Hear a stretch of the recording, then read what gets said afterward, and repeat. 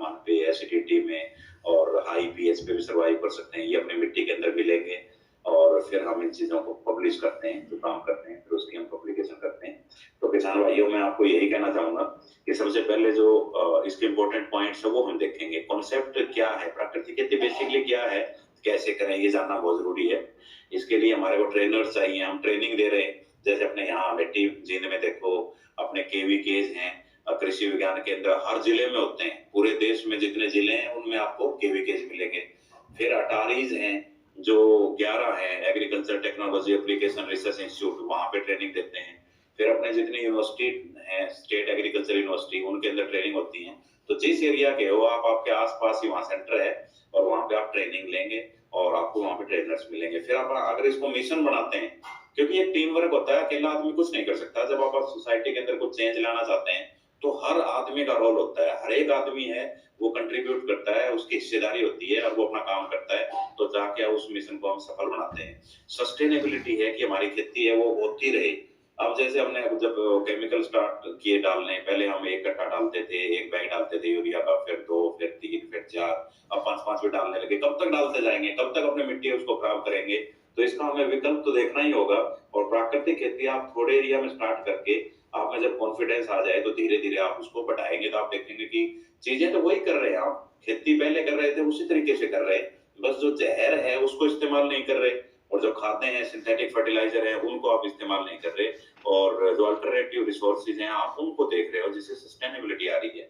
और ये poison free agriculture है, इसमें जहर नहीं होगा। जितनी बीमारियां आ रही हैं, कैंसर है, डायबिटीज है, हार्ट अटैक है, तो आप देख रहे हैं हमारे जो नौजवान हैं, उनमें आप देख रहे हैं जोश होना चाहिए, वो नहीं हो रहा। क्यों? क्योंकि खान पान ऐसा हो गया है। जो बीमारी आ रही है, क्यों? क्योंकि उसमें जहर आ रहा है। आप कहीं से वेजिटेबल ले लो, उसमें जहर है, 10-10, 12-12 स्प्रे हैं। आप भिंडी ले आओ, आप गोभी ले आओ, आप हरी मिर्च ले आओ, इतने स्प्रे हैं कि हो सकता है कि उसके खाने से हमें फायदा होना चाहिए था, लेकिन इतना नुकसान हो गया कि अल्टीमेटली कोई बीमारी को झेल रहे हैं। घिया है, तोरी है, आप कोई भी देख लो किसान भाइयों, तो ये जहर है, इसको हमें बचाना है। अपना दूध कहाँ से आ रहा है और सब्जी कहाँ से आ रही है, अनाज कहाँ से आ रहा है, हमें देखने की जरूरत है। क्यों? क्योंकि अदरवाइज हमारा अगर स्वास्थ्य ही ठीक नहीं है, तो हम क्या कर पाएंगे? हमारा स्वास्थ्य खराब हुआ। अगर आप प्राकृतिक खेती कर रहे हो, आपने किसी एक घर में भी कैंसर होने से बचा ली, अपने घर की सब्जी भी अपने घर की खा रहे हैं, हमारा कितना डॉक्टरों का खर्चा है वो बचेगा। इस हिसाब से हमें सोचना है, और ये समाज हमारा है और हम सब मिलके इस समस्या का समाधान है वो निकाल सकते हैं।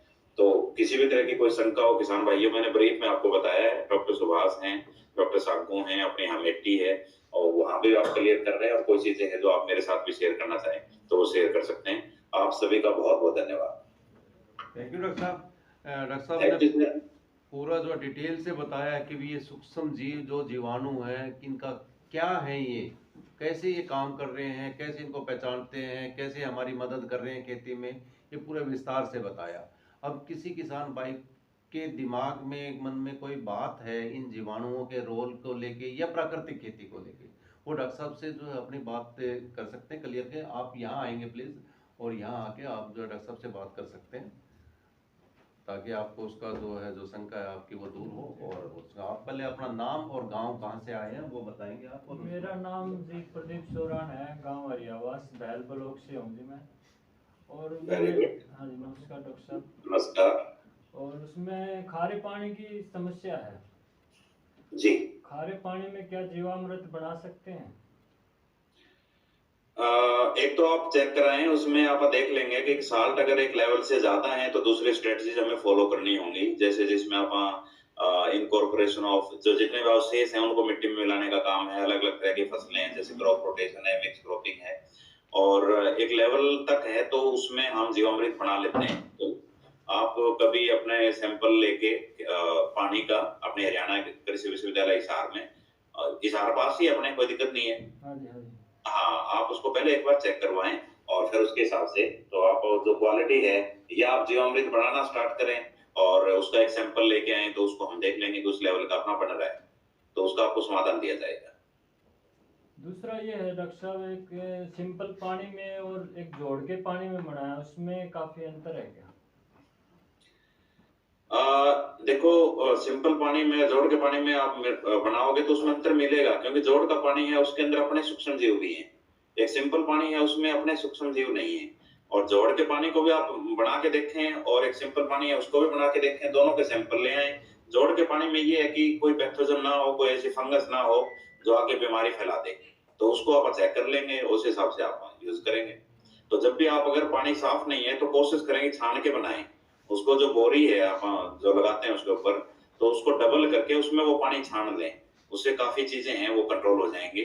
फिर आप इसके अंदर जैसे गौमूत्र यूज करते हैं, गौमूत्र पैथोजन को वैसे कंट्रोल कर लेता है, तो चांसेस तो कम है लेकिन फिर भी रिस्क ना लें, ऐसी जगह का पानी यूज करें जो साफ सुथरा हो। ठीक है जी नमस्कार। और कई किसान भाई हाँ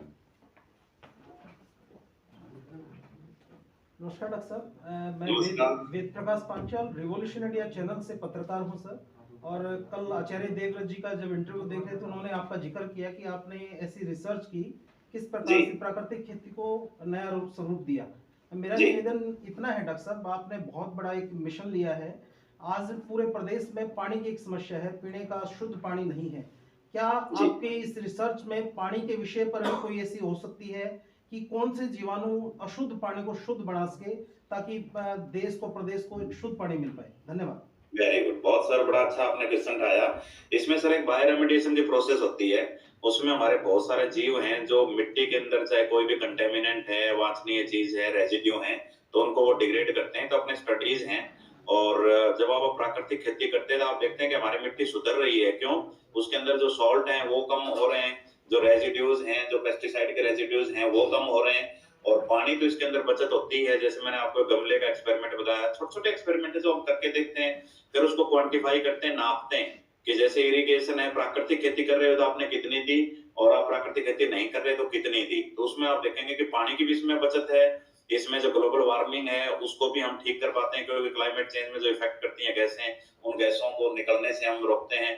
जो संतुलन बनता है, हर तरह का जीव बनता है वहां पे जो अपना काम कर रहा है। आप इस ओर में देखिए जितनी तरह के लोग होंगे ना, जैसे ये तो हरियाणा के हैं, अगर इसमें अपने 20 दूसरे राज्यों से और होते तो उसमें और क्यूरियोसिटी बनती है, उसमें और आपस में सामंजस्य बनता है। तो जितना हम मोनोकल्चर से दूर जाएंगे, जितने ज्यादा तरह के लोग होंगे, जितने ज्यादा तरह के सूक्ष्म जीव होंगे, तो उसका रिजल्ट उस हिसाब से मिलता है। प्राकृतिक खेती में हम हर एक जीव को मौका देते हैं, हर सूक्ष्म जीव को मौका देते हैं।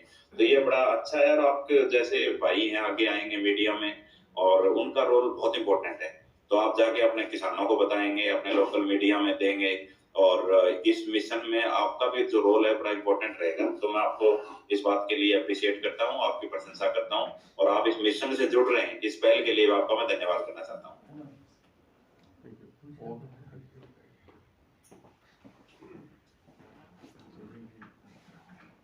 नमस्कार जी, मेरा नाम विनोद, गांव करसिंधु, चाना, डिस्ट्रिक्ट जींद जी। छोटे छोटे 3 प्रश्न है सर। एक तो जो ट्रैप लगाते हैं हमें, वो जी।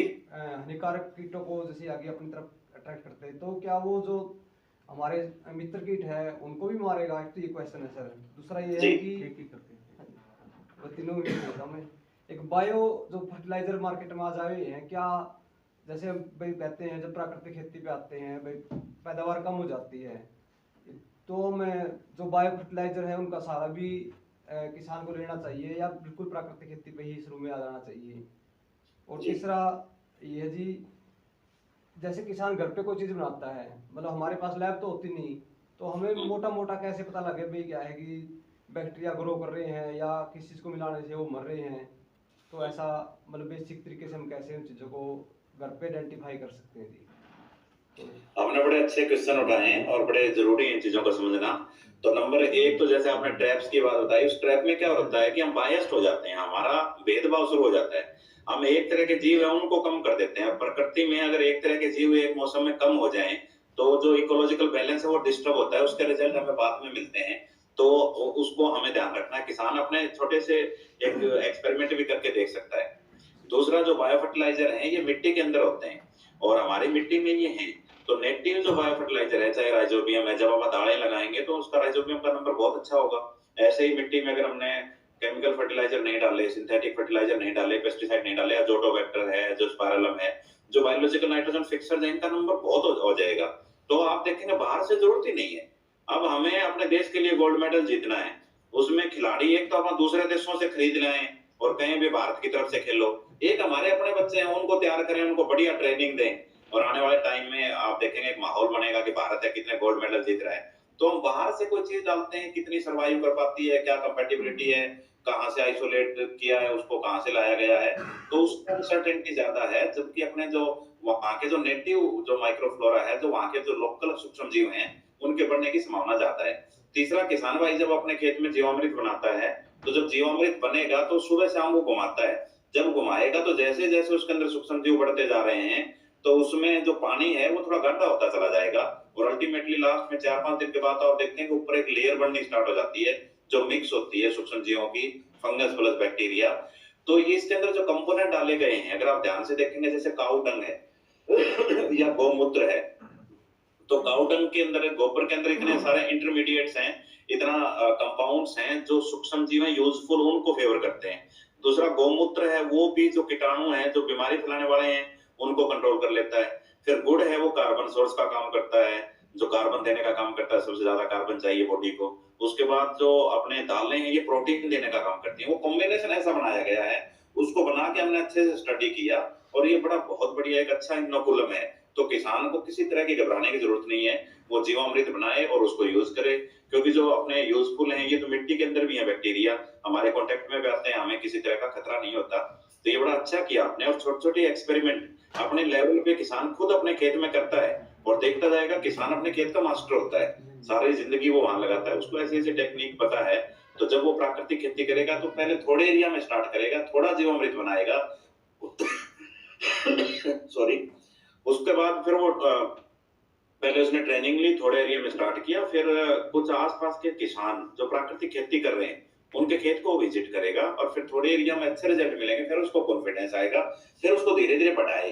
तो इस तरह से, और फिर जैसे आप डॉक्टर सुभाष हैं, ये बड़े अच्छे वैज्ञानिक हैं और बड़े अच्छे किसान भी हैं, और आपने हरियाणा कृषि विश्वविद्यालय हिसार है, यहाँ पे कितने एक्सपर्ट्स हैं, आपके आसपास जितने भी इंस्टीट्यूट हैं, चाहे वो केवीकेज हैं, तो उनकी आप हेल्प लें। हरियाणा कृषि विश्वविद्यालय हिसार अपने किसानों के लिए ही है, कोई भी प्रॉब्लम आती है आप आए और उनकी सहायता करें, उनसे सहायता लें।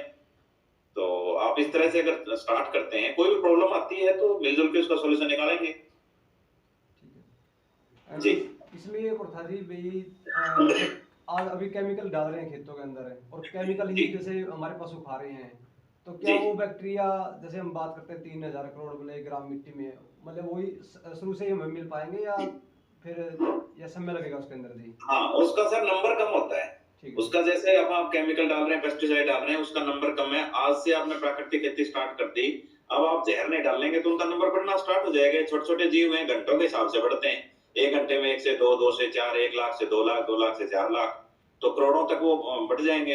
अब हम कोई केमिकल नहीं डाल रहे तो उनकी एक्टिविटी ठीक है, और उधर से हम अगर पेस्टिसाइड नहीं डाल रहे तो उनको मार भी नहीं रहे। जो प्राकृतिक खेती आप कर रहे हैं तो उनको खाना बड़ा अच्छा दे रहे हैं। अब अपने घर में बच्चे एक तो पिज्जा बर्गर खाने वाले हैं, और एक घर में अपना शुद्ध खाना खाते हैं अपने घरों का, तो आप देखेंगे उन बच्चों की दोनों की उनकी एक्टिविटीज हैं। तो जिस दिन आपने प्राकृतिक खेती करनी स्टार्ट कर दी, उसी दिन से स्टार्ट हो जाता है, तो यूजफुल बैक्टीरिया वो मल्टीप्लाई करना स्टार्ट हो जाते हैं। प्राकृतिक खेती में आप ज्यादा चीजें डाल नहीं रहे, बहुत ज्यादा एफआईएम या गोबर की खाद नहीं डाल रहे, बहुत सारी ऐसी चीजें नहीं डाल रहे जिससे जो पैथोजन है वो आए, तो उनको खाने को नहीं मिलेगा, तो उनका जो बीमारी फैलाने वाला है उनका नंबर वैसे कांस्टेंट रहेगा, कम रहेगा, और जो अच्छे हैं वो एक्टिविटी करेंगे और उनका नंबर बढ़ेगा, बन जाता है सर। जिस दिन से आपने स्टार्ट कर दी उसी दिन से वो स्टार्ट हो जाएगा। ठीक है सर, थैंक यू, धन्यवाद जी, धन्यवाद।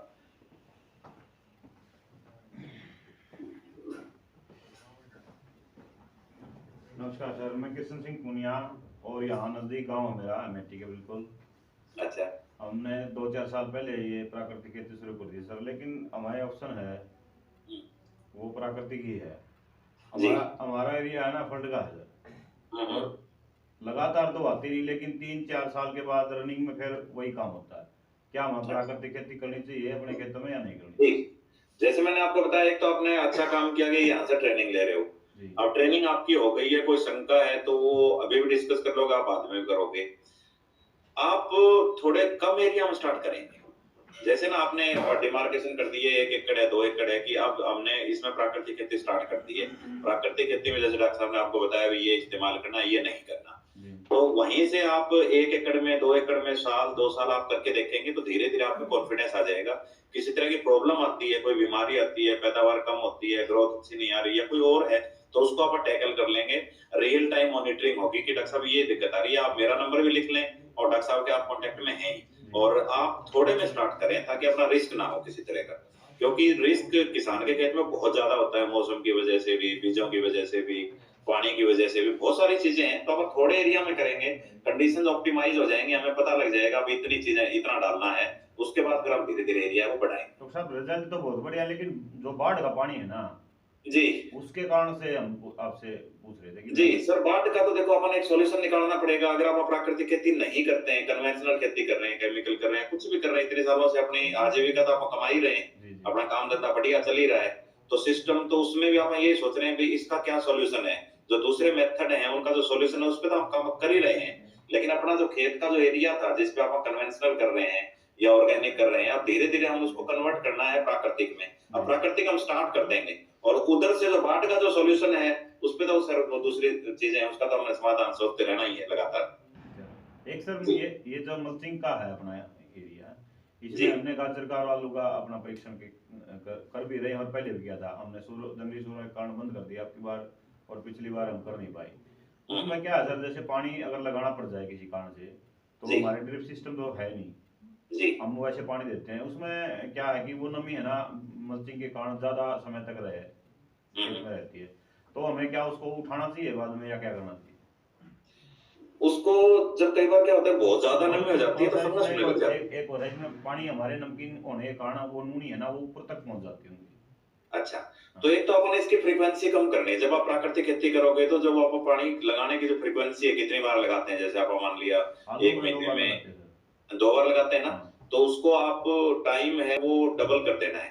जैसे 2 बार है 2 बार लगाएंगे उस पीरियड में, जी एक तो उससे नमी कम होगी, दूसरी जैसे आप इसमें जो दूसरी स्ट्रेटजीज फॉलो करते हैं, चाहे क्रॉप रोटेशन है, मिक्स क्रॉपिंग है, इंटर क्रॉपिंग है, वेजिटेबल भी आपने कुछ लगा लिए, फ्रूट्स भी लगा लिए, तो ये इस तरह की जब प्राकृतिक खेती आप स्टार्ट कर दोगे तो वो स्ट्रेटजीज बनने स्टार्ट हो जाएंगे, आपको पूरा रोड मैप बना के दे देंगे कि आप जैसे ही आपने कहा कि सर मैंने इस एकड़ में प्राकृतिक खेती कर ली है, इस बार ये फसल लगाई है, तो आगे के जो कॉम्बिनेशन हैं जो अपने इस एरिया में हो सकते हैं वो आपको बना के देंगे। तो आप हमारे कॉन्टेक्ट में रहें, बस आपके कॉन्टेक्ट में रहें। ठीक है सर, धन्यवाद। जी धन्यवाद।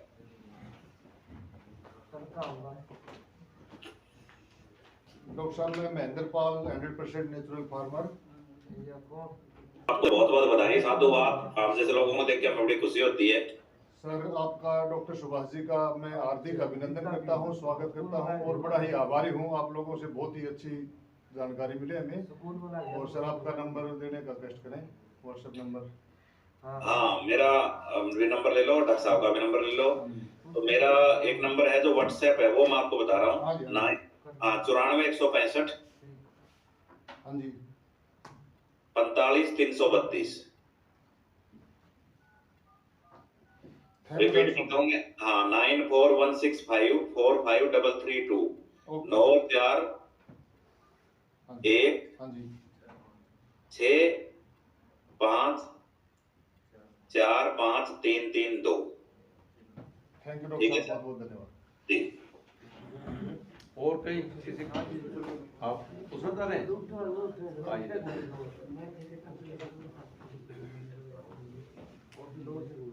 सर नमस्कार। नमस्कार नमस्कार सर। मैं सर उचाना खुर्द से फार्मर हूँ एक। जी और जिस बार मैंने धान सीधी बोई थी 5 एकड़ में, जी और सपोज करो सर अगली साल में 1 किला में ये अपना जीवामृत बना के पहली सिंचाई में साथ में छोड़ दूँ, जी और साथ में जी घास फूस कंट्रोल के लिए वीडीसाइड या हर्बिसाइड साथ में मिला दूँ, तो जी क्या उसके असर को बेअसर हाँ। कर दी? सर ये छोटे जीव हैं और प्राकृतिक खेती में जैसे जैसे आप वहाँ बीच में वीडीसाइड डालेंगे, जब घास मरता है तो उसके साथ जो सूक्ष्म जीव है वो भी मरते हैं, तो उसका इफेक्ट आता है सर। आप चाहे थोड़े एरिया में करें, आप एक कनाल में कर लें चाहे, उसमें आपको वीडीसाइड नहीं डालना, आपको उसमें प्राकृतिक खेती ही करनी है। जो भी प्रॉब्लम आएगी आप उसको टैकल करेंगे। भाई घास हुआ, अलग अलग एरिया में अलग अलग तरह का घास होता है, दूसरा कोई और प्रॉब्लम आ रही है तो उसको अपन टैकल करेंगे। उचाना कोई दूर नहीं है, मैं आता रहता हूँ, कुरुक्षेत्र जाता रहता हूँ, मेरा गांव भी इधर उपलाना के पास है और हिसार भी अपने कोई दूर नहीं है। तो आप प्राकृतिक खेती का मन बनाएंगे और थोड़े एरिया में करें, हिसार उसमें करें जरूर। ठीक है सर, धन्यवाद जी हाँ जी, नमस्कार।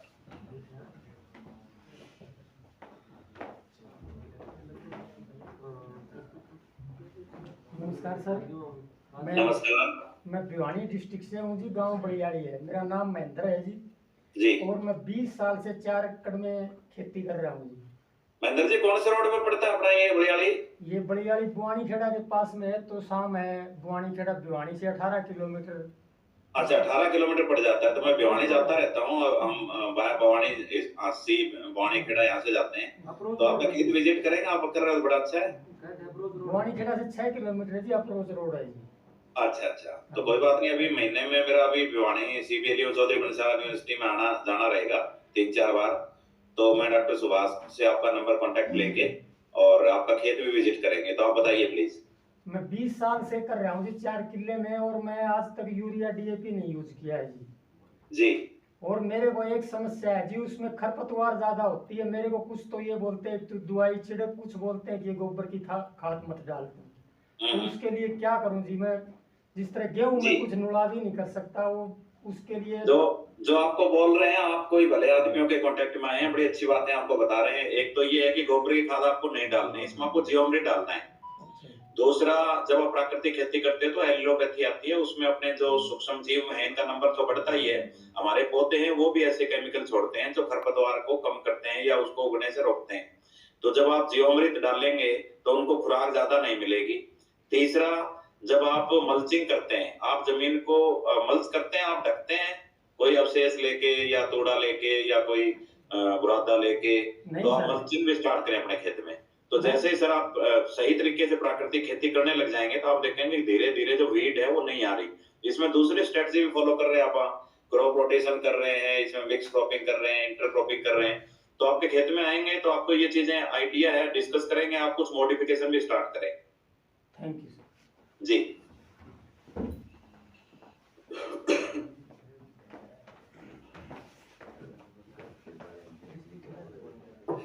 साहब नमस्कार। नमस्कार। मैं संजय कुमार जांगड़ा, गांव हरिता, तहसील और डिस्ट्रिक्ट हिसार। जी जी, पास के आप HU के तो पास ही हो बिल्कुल। छोटा ही फार्मर हूँ, साथ में प्राइवेट स्कूल में जॉब करता हूँ। अच्छा।